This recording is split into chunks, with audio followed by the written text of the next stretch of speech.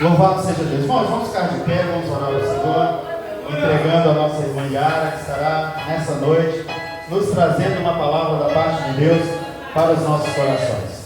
Senhor nosso Deus, nosso Pai, em o nome do Senhor Jesus Cristo, mais uma vez, Senhor, nós entregamos nas mãos do Senhor a tua serva, irmã Yara, e pedimos ao Senhor, ó Pai, que ela seja mais uma vez um instrumento nas mãos do Senhor para falar em nossos corações. Que o teu Espírito Santo tenha liberdade mais uma vez em nosso meio. Assim, Senhor, nós te pedimos. Assim, Senhor, nós te agradecemos em o nome de Jesus. Amém. Amanhã está com a oportunidade de trazermos a palavra do Senhor.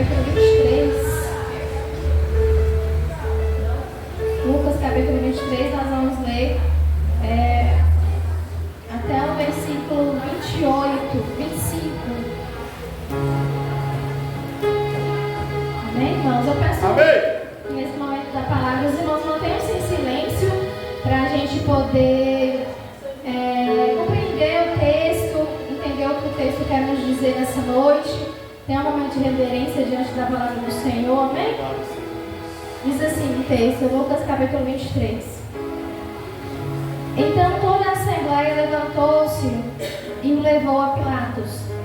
E começaram a acusá-lo, dizendo: encontramos este homem subvertendo a nossa nação. Ele proíbe o pagamento de imposto a César e se declara ele o próprio Cristo, um rei. Pilatos perguntou a Jesus: você é o rei dos judeus? Tu o dizes, respondeu Jesus. Então Pilatos disse aos chefes dos sacerdotes e à multidão: não encontro motivo para acusar este homem. Mas eles insistiam: ele está subvertendo o povo em toda a Judéia com seus ensinamentos. Começou na Galileia e chegou até aqui. Ouvindo isso, Pilatos perguntou se Jesus era galileu. Quando ficou sabendo que ele era da jurisdição de Herodes, enviou-o a Herodes, que também estava em Jerusalém naqueles dias. Quando Herodes viu Jesus, ficou muito alegre, porque havia muito tempo queria vê-lo. Pelo que ouvira falar dele, esperava vê-lo realizar algum milagre.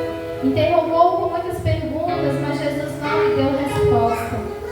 Os chefes dos sacerdotes e os mestres da lei estavam ali, acusando-o com veemência.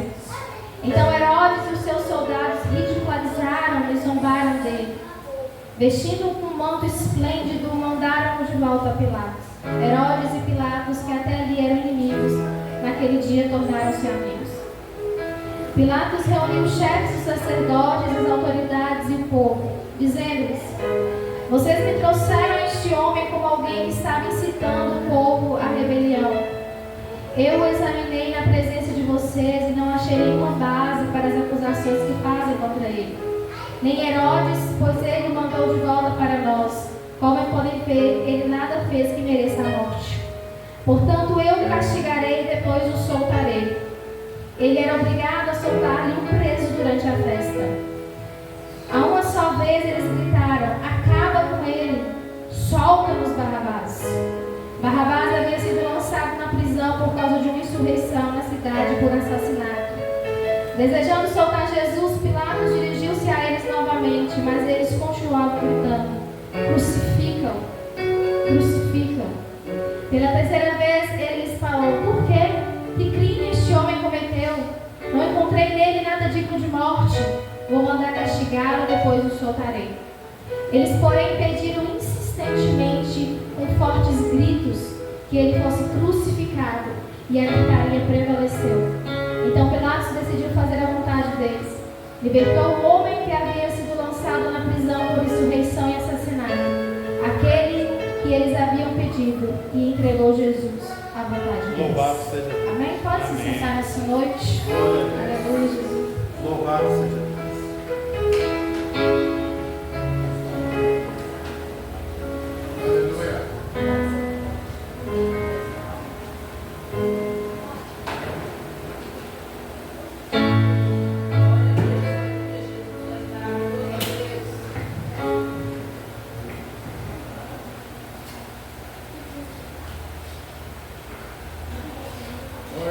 Aleluia.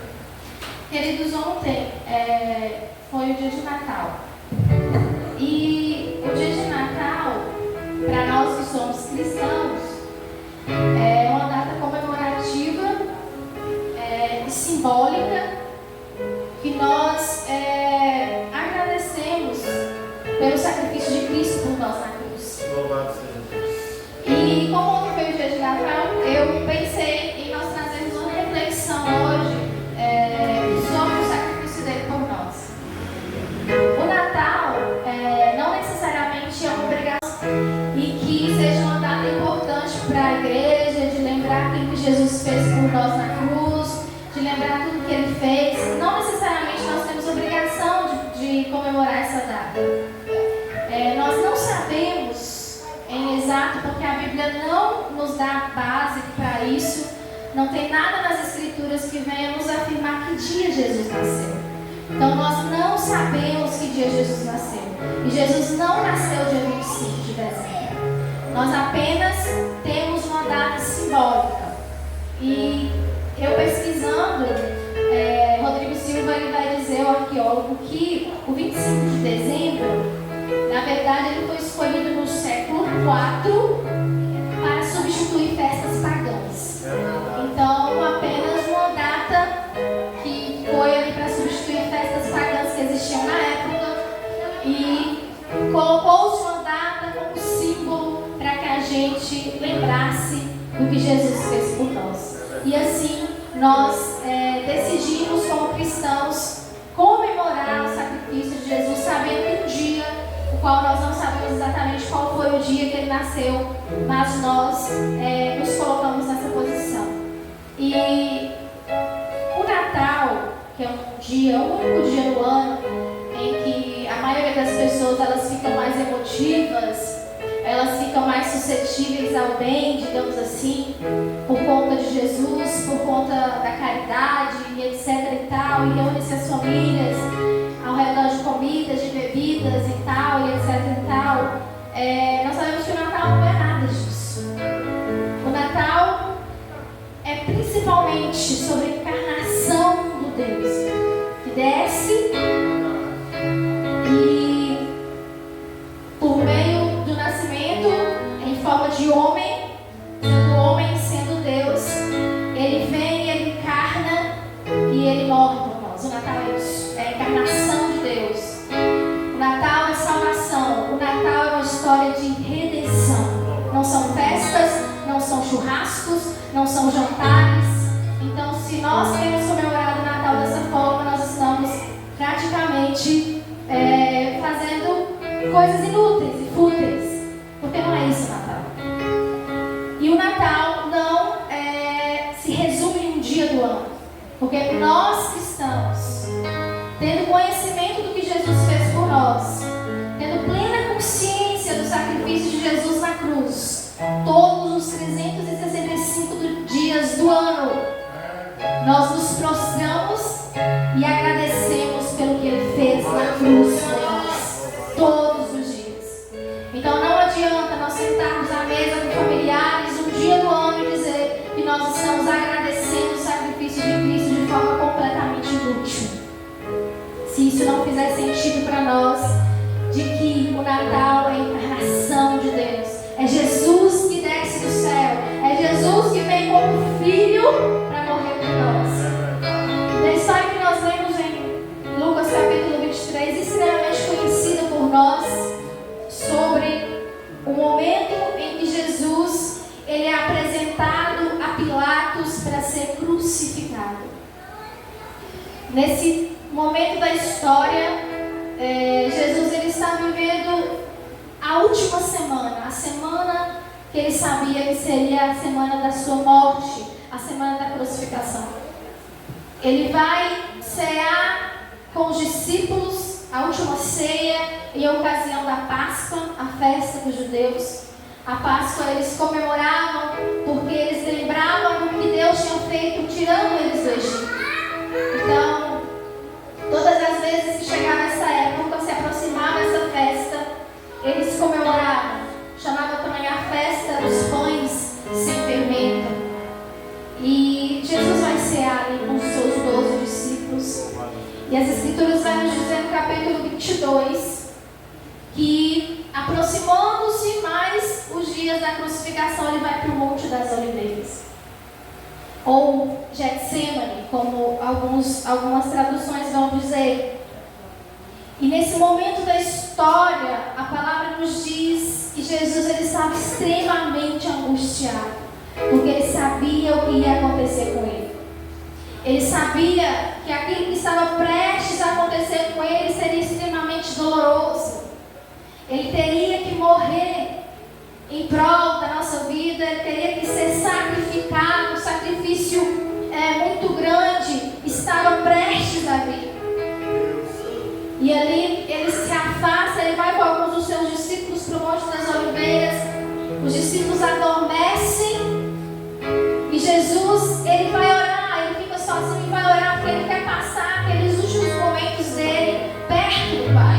Ele quer passar aqueles últimos momentos com Deus, com o Pai que havia ordenado que ele descesse dos céus para cá. E ele vai dizer: Pai, se for possível, afasta de mim este cálice.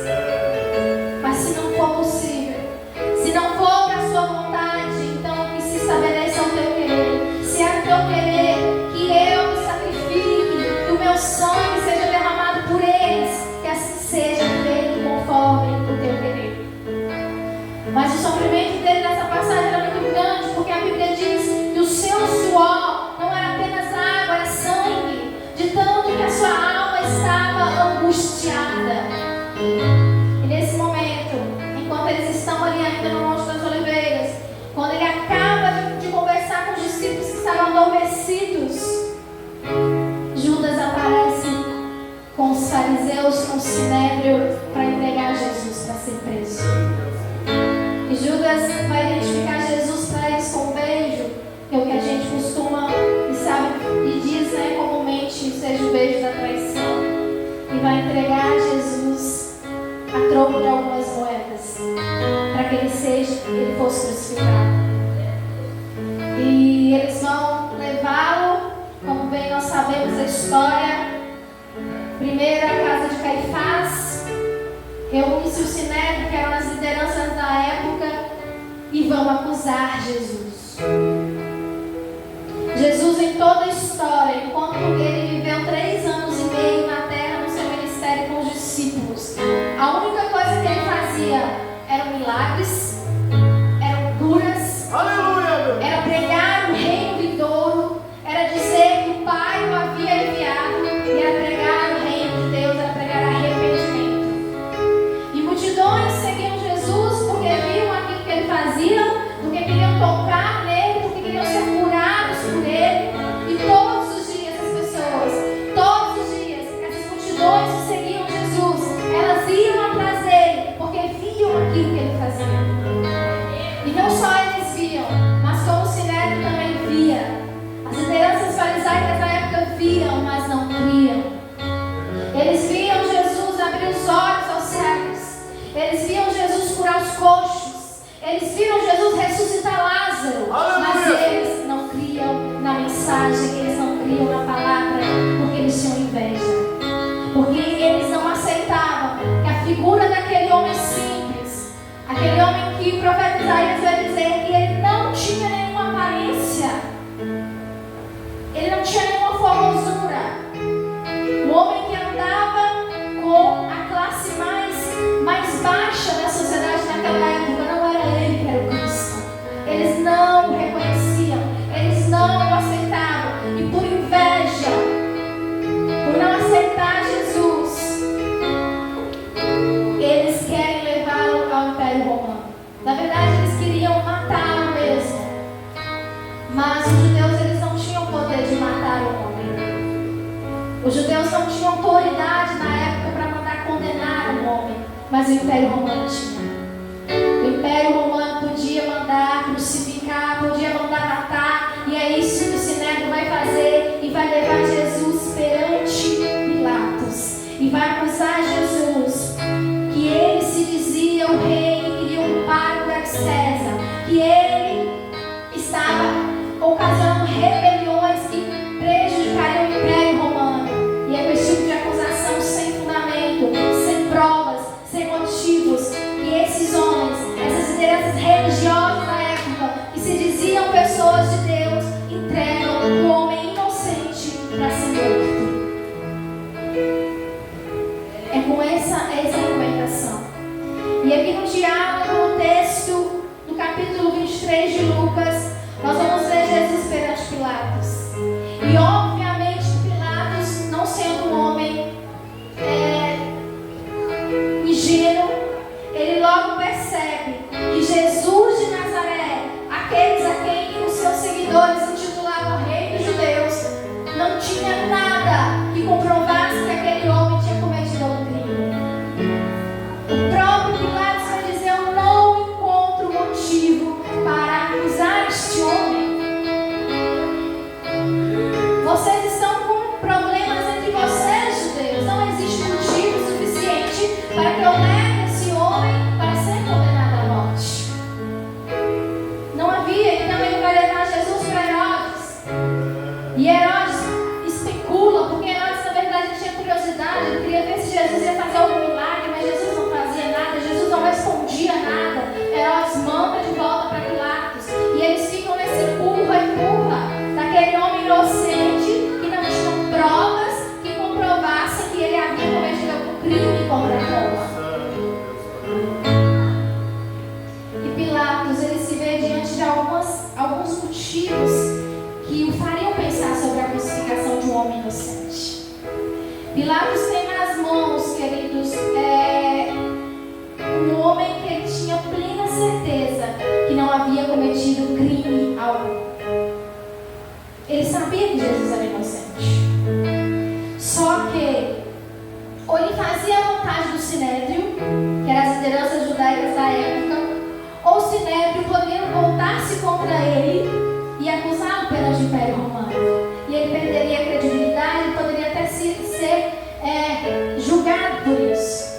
Então Herodes, ele vai fazer uma escolha. Ele vai ter que fazer uma escolha, ainda que sabesse que Jesus fosse inocente. E Herodes vai pensar da seguinte forma: mas eles não intitulam Rei dos Judeus? Porque algumas semanas antes desse episódio que nós estamos vendo acontecer, antes de Jesus se apresentar diante de Pilatos, ele foi recebido em Jerusalém. Não sei se os irmãos vão lembrar, mas ele entra no jumentinho em Jerusalém, e a multidão vai aclamar hosanas na altura, como se reconhecesse ele como Cristo. E Pilatos então vai pensar: não, mas se os judeus aclamaram esse homem dia antes como rei dos judeus, possivelmente eles vão querer libertá-lo. Por ocasião da festa da Páscoa, Pilatos, ele poderia libertar um prisioneiro. E havia Jesus, e havia um outro prisioneiro naquele dia. Ele podia libertar apenas um poderia ser livre da condenação da morte naquele dia. E Pilatos sabia que Jesus era inocente. Pilatos queria libertar Jesus, porque ele pensou: a multidão vai querer Jesus, porque eles aclamaram eles dias atrás, então ele vai querer Jesus. E a multidão então pede: Pilatos, cumpre a tradição, livre um esses homens da prisão. Nós queremos que você cumpra a tradição da Páscoa, porque diz a tradição que você deve libertar o prisioneiro. E Pilatos, crente com toda a certeza que a multidão escolheria Jesus, ele tem algo inesperado diante dele. A multidão não escolhe Jesus. A multidão não escolhe o homem justo. A multidão não escolhe o homem que outrora eles estavam aclamando hosanas. A multidão não escolhe o homem que outrora eles estavam atrás de milagres para serem curados. A multidão não escolhe o inocente. A multidão escolhe Barrabás. E a Bíblia diz que Barrabás, nós não temos muitas informações sobre Barrabás. Mas a Bíblia vai dizer que ele havia cometido rebeliões e que ele era um assassino. Ele havia cometido assassinato, ele havia matado pessoas. E aquela multidão diante de Pilatos, influenciada pelos líderes religiosos da época, mas não só por eles, mas por própria vontade, eles veem a figura do Cristo, eles veem Jesus, a quem eles aclamaram outros dias atrás, e olham para Barrabás e escolhem Barrabás. Eles não quiseram Jesus. Mas por que eles escolheram Barrabás? Por que condenaram um homem inocente à morte? Por quê? Porque diante de um criminoso, porque diante de um malfeitor, pessoas vão preferir colocar um inocente para ser condenado à morte. Jesus não merecia ter sido crucificado. Jesus merecia ser solto. Mas preste atenção nessa noite no que o Senhor quer nos dizer. Jesus merecia ser solto e Barrabás merecia ser crucificado. Mas Jesus foi morto no lugar de Barrabás. Jesus foi crucificado no lugar dele, porque apenas um poderia ser salvo. Logo, os crimes de Barrabás foram transferidos para a conta de Jesus. E Jesus levou sobre ele os crimes daquele homem. Jesus foi crucificado no lugar de Barrabás. Jesus foi morto para que Barrabás vivesse. Jesus foi levado, oprimido pela liderança farisaica, pelo Império Romano, acusado de coisas que ele não havia cometido, para levar a culpa de Barrabás. E Barrabás vai ser solto, e a multidão vai aclamar: crucificam, crucificam. Que o sangue dele caia sobre nós e sobre as nossas famílias. Crucificam. E Jesus vai ser levado à crucificação. E a pena é uma crucificação de cruz. E naquela época não existia só a cruz, querida. Assim como no nosso sistema hoje existem vários tipos de penas. Na época do Império Romano não existia só a crucificação. Existia multa, existia açoite, esquartejamento e várias outras penas. Mas a multidão vai escolher que Jesus fosse crucificado. E a crucificação era uma das piores mortes que alguém poderia sofrer naquela época. A mais dolorosa. Porque a pessoa eram empregados punhos na cruz, os braços, e à medida que ele se esforçava para respirar, os seus pulmões eram comprimidos e ele morria sem conseguir respirar. E foi assim que o nosso Jesus ele morreu, por asfixia. Ele não conseguia respirar, ele parou de respirar para que Barrabás continuasse respirando. Você consegue entender isso nessa noite? Que Jesus levou a culpa de Barrabás, e Jesus foi preso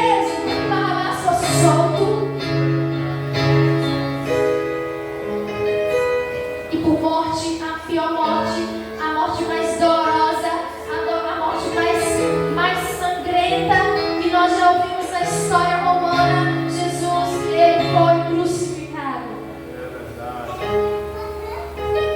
Porque simplesmente era um homem que veio e se titulou como Cristo e não foi aceito.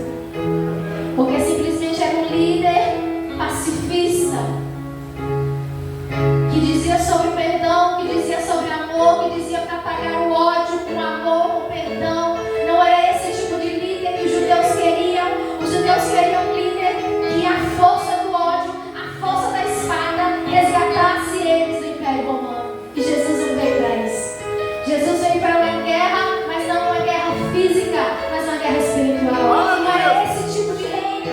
Nem mesmo os discípulos que andaram com Jesus 3 anos e meio ainda tinham compreendido isso. Porque lá em Atos dos Apóstolos eles vão dizer para Jesus, depois que Jesus ressuscita: Mestre, há que tempo vais restaurar o reino de Israel? Eles ainda esperavam uma guerra à espada. Eles ainda não tinham entendido a figura do Cristo. E a maioria, por não entender a figura de Jesus, por não aceitá-lo, por não compreendê-lo como Cristo, o condenam à morte, porque não correspondem às suas expectativas. E Jesus é morto no lugar de Barrabás.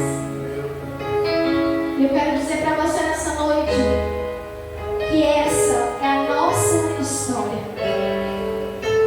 Essa é a história da redenção, em que 2 homens se encontram diante de um tribunal.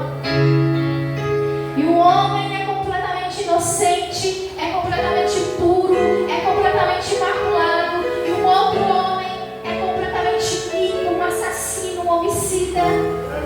E eu tenho 2 homens e eu tenho um tribunal diante desses homens. E apenas um deles pode ser salvo. Essa é a nossa história. Essa é a história da redenção. Essa é a história da salvação.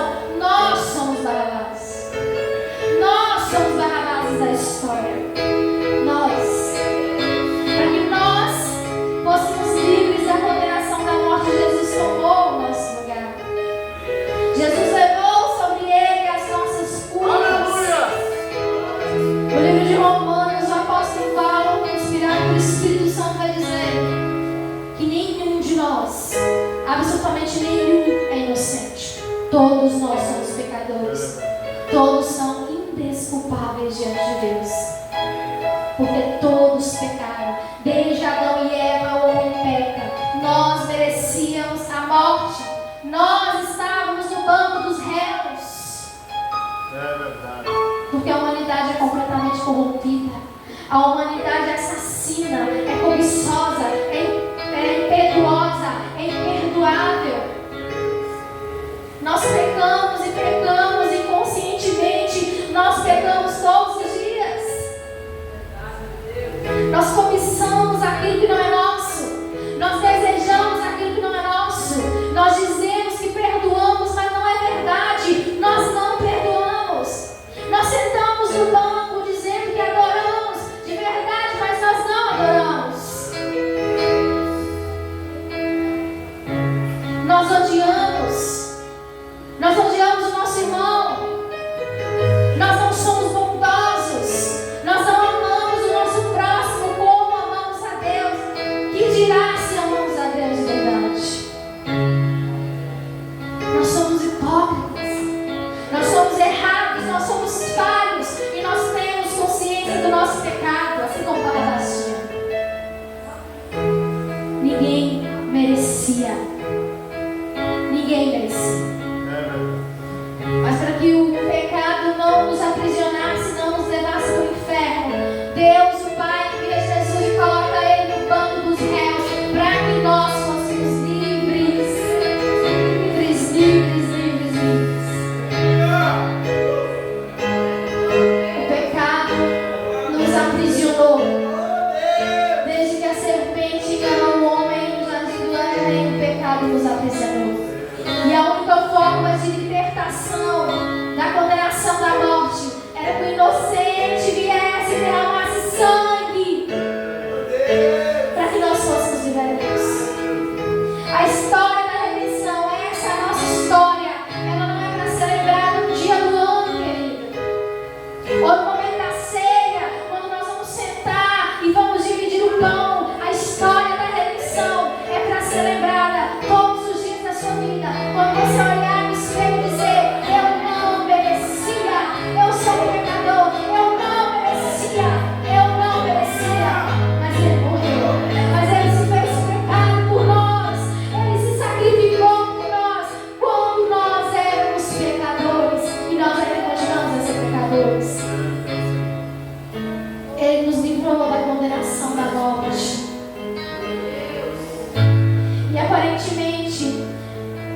que a decisão da condenação de Jesus foi porque a multidão assim o quis, ou porque Pilatos lavou a mão diante da multidão e entregou Jesus à sorte deles. Mas não é bem assim.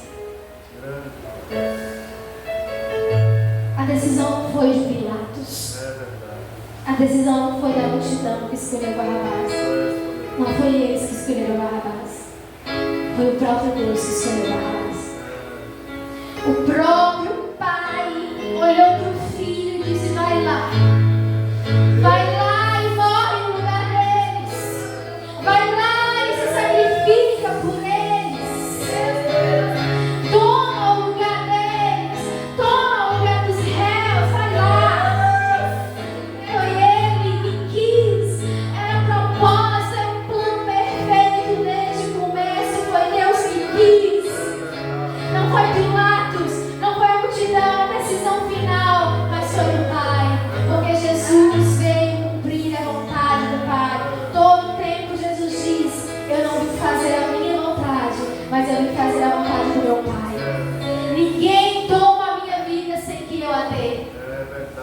Quando eles chegam, os judeus chegam com os soldados e eles querem levar Jesus à força. Jesus não precisou ir à força. Eu não preciso. Ele mesmo disse que não precisava que eles levantassem paus e espadas para ele, porque se ele quisesse, o Pai mandaria um exército de anjos para protegê-lo. Mas aquele era o momento chegado em que ele entregaria a vida, porque ele queria. Ele quis. Deus quis que Jesus morresse por mim e por você. Essa é a nossa história.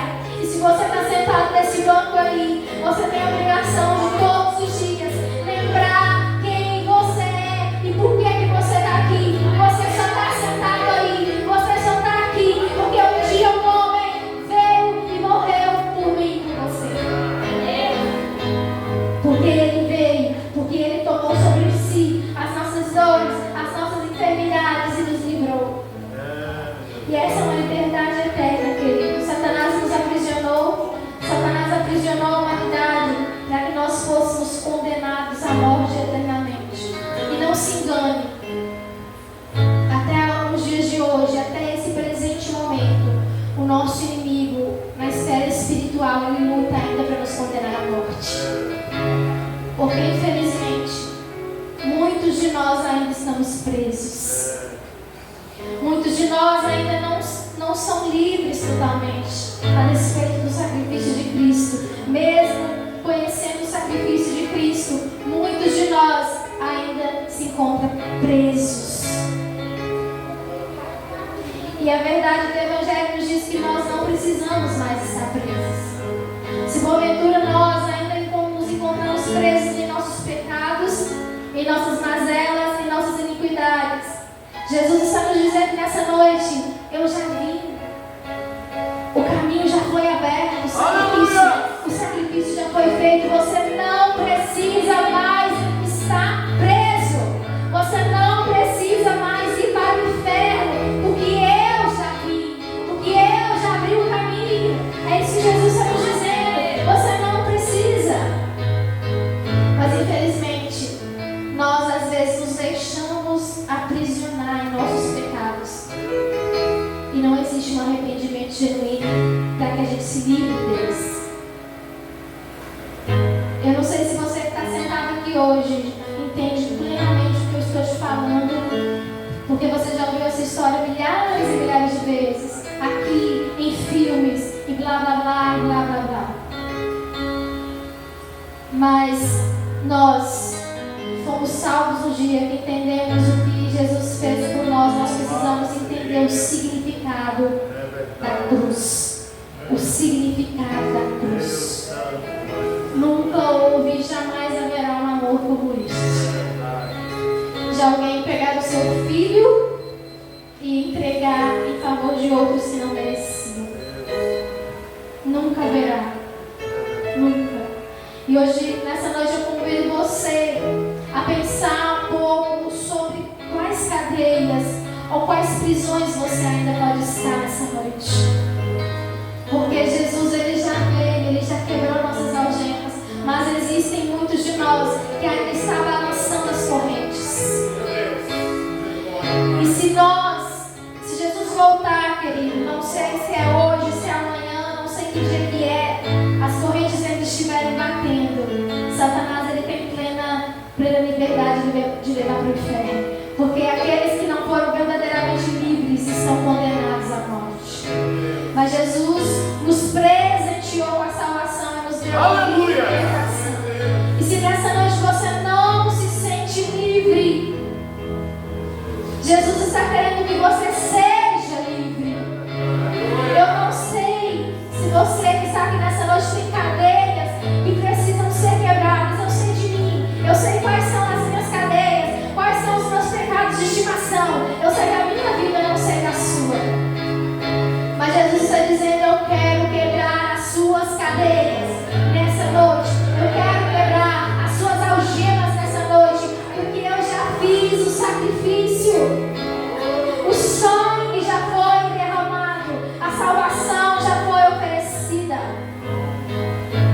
Mas por que pregar salvação para pessoas crentes? Não sei. Foi a palavra que o Senhor colocou no meu coração para trazer nessa noite. Não sei. Mas se existem prisões aqui nessa noite, o Senhor quer nos libertar. O Senhor quer nos curar nessa noite. E a única forma de cura é que regularmente na nossa vida a gente tem uma vida de oração e peça que o Senhor nos mostre onde nós estamos presos. Quais são as coisas que nós precisamos deixar que nos separam de Jesus, que nos impede de desfrutar o presente de ser salvo.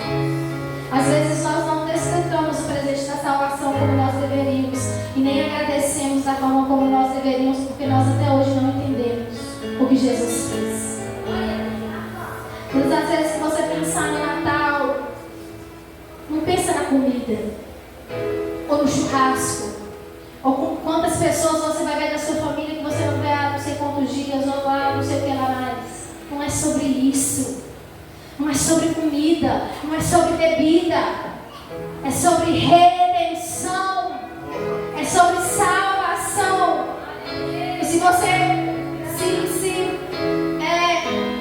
deixa se esvaziar por coisas tão fúteis, sem pensar no significado, você está perdendo seu tempo. Perdendo tempo. Natal é redenção. Natal é pensar que um homem viveu 3 anos e meio com discípulos na terra, que pensou naqueles homens já pensando em nós. E ele está aqui nessa noite pensando em nós. O diabo, ele quer a nossa condenação. E não se engane, ele quer a condenação destes que estão aqui dentro. Sabe por quê? Porque quando um líder cai, não apenas um líder, mas uma pessoa da casa, uma pessoa que se diz servo do Senhor cai, outros caem atrás, porque são influenciados por isso. E Satanás, ele não quer apenas um, ele quer vários. E como ele se agrada de levar tantos que se dizem conhecedores de Jesus para o inferno. Muitos que se dizem que conhecem ao Senhor naquele dia vão para o inferno. Isso é uma verdade nua e crua, e as Escrituras nos deixam isso muito bem claro. Eu posso ter profetizado em nome dele, eu posso ter chorado em nome dele, eu posso ter me emocionado, eu posso ter pregado, eu posso ter cantado, mas se as minhas cadeias não forem quebradas, não adianta não. O caminho é só um freio do céu. O céu já foi liberado, mas você precisa ser livre por completo. Você precisa deixar Jesus quebrar suas cadeias. Não existe outro caminho. E Jesus nessa noite está aqui para nos lembrar: eu já fiz tudo por você. Eu já fiz tudo já foi feito. A cruz nos revela o amor de Jesus. Não há mais nada. Não há mais nada. Recebe nessa noite perdão. Recebe nessa noite a alegria do Espírito Santo de saber que você é salvo. Todas as vezes que alguém te direcionar para você e perguntar se você é salvo, tenha a convicção de olhar nos olhos dessa pessoa e dizer: eu sou salvo. Eu sou salvo em Cristo, porque Jesus me libertou na cruz. Eu sou livre, porque Jesus me libertou de uma condenação eterna. Muitos não têm certeza de salvação até hoje dentro da igreja. 20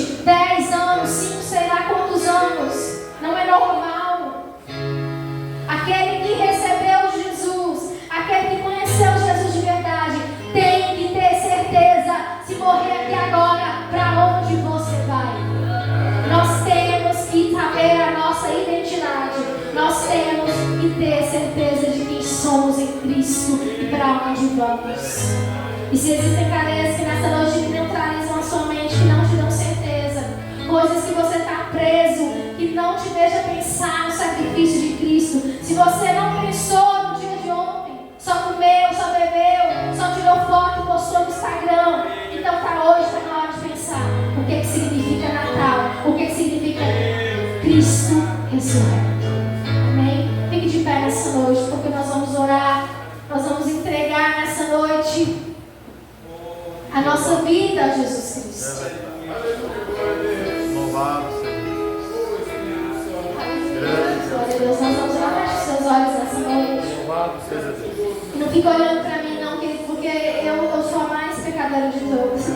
Quando o Espírito Santo nos dá uma palavra, porque tem algo errado que precisa ser consertado, eu tenho consciência dos meus pecados. E que nessa noite você tenha consciência dos seus. Porque eu não sei na sua vida, mas aquele que está lá em cima, aquele que é onipresente, onisciente, que conhece o íntimo, que conhece o coração, ele está aqui nessa noite para quebrar as nossas cadeias, para nos libertar, porque ele já fez tudo o que podia por mim e por você. Pai, nessa noite nós estamos aqui diante do altar, diante do Senhor, meu Deus, como pecadores e como rapazes que somos, Senhor. Meu Deus, nós não merecíamos. Seja conosco, Senhor. Nós somos uma geração corrompida, cheia de pecados. Nós somos uma geração que não, meu Deus amado, se amolece diante da dor do outro. Nós somos uma geração, meu Deus, que a cada dia, meu Pai, pensa em si mesmo. Nós somos uma geração que não se preocupa com a eternidade. E nós temos passado, meu Deus, os nossos dias tantas vezes de forma tão vazia, de forma tão fútil, de forma, meu Deus, tão ligada a liturgias, meu Deus, que nada significam. Pai, nós estamos aqui nessa noite porque nós queremos não apenas lembrar, nós queremos reviver, meu Deus, aquilo que o Senhor fez na cruz por nós. A cruz está vazia porque o Senhor tomou sobre si todas as nossas dores. O Senhor tomou sobre si tudo aquilo que nos condenava, tudo aquilo, meu Deus, que nos encaminhava para o inferno. Nessa noite, meu Deus, quebra as algemas, meu Pai, que possa estar nos aprisionando nesse lugar. Eu conheço quais são as minhas, Jesus. Eu conheço quais são os meus pecados que me cobrem. Eu conheço aquilo que me separa do Senhor todos os dias. Oh, meu Deus, dá-nos visão espiritual nessa noite, para que nós possamos, ó Pai amado, enxergar o que não tem nos separado da Tua presença, o que tem, meu Pai amado, nos feito ver, meu Pai, apenas nós mesmos, apenas os nossos próprios corações. Espírito Santo, que nessa noite, meu Deus, a cruz ela nos seja revelada, não por causa do simbolismo anual, mas porque todos os nossos dias do ano são entregues ao Senhor. Todos os nossos dias do ano, Pai, são devotados àquele que reina, àquele que vive eternamente, aquele que morreu, que ressuscitou, aquele que está vivo, que está à destra de Deus Pai, nesse momento intercedendo por nós. Nessa noite nós te adoramos, nós nos prostramos, porque o Senhor é a revelação do Deus encarnado, o Senhor é a revelação do Deus vivo, e abriu mão do seu trono de glória para se manifestar entre os homens. Nós te adoramos nessa noite, Pai, nos perdoa por não reconhecermos quem o Senhor é. Nos perdoa, Pai, por nos perdermos no mundo da iniquidade, no mundo dos símbolos vazios. Nós te louvamos nessa noite, porque nós éramos Barrabás, porque nós merecíamos a crucificação, porque nós éramos homens aprisionados, Pai. Mas nessa noite o Senhor nos revela mais uma vez aquilo que o Senhor fez. Pai, liberta a vida de quem precisa aqui nessa noite, começando de mim, Senhor. Nos liberta, nós não somos merecedores de estar aqui,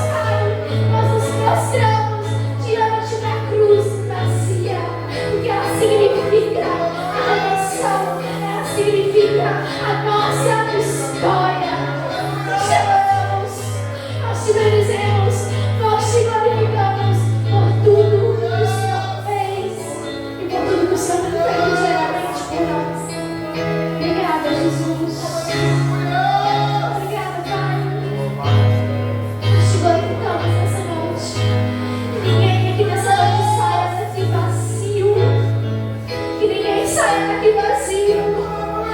Seja preenchido com a tua presença. Seja preenchido com a revelação da cruz. Seja preenchido com a revelação de quem tu és. De quem tu és. Nós choramos, nós te dizemos, Senhor. Obrigada, Jesus. És digno aquele único digno que abriu o livro.